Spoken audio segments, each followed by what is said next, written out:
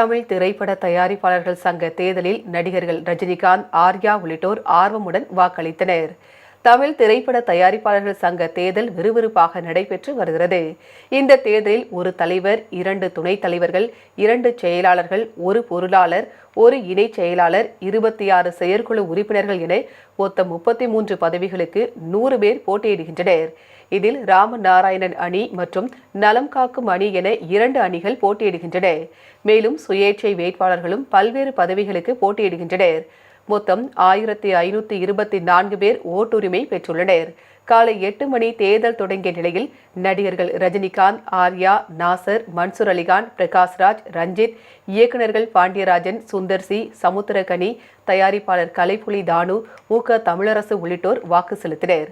தற்போதைய நிலவரப்படி 500க்கும் மேற்பட்ட வாக்குகள் பதிவாகியுள்ளன. மாலை 5 மணிக்கு வாக்குப்பதிவு நிறைவு பெறும் நிலையில் 6 மணிக்கு வாக்கு எண்ணிக்கை தொடங்கப்பட்டு இன்றைய தினமே முடிவுகளும் அறிவிக்கப்பட உள்ளன.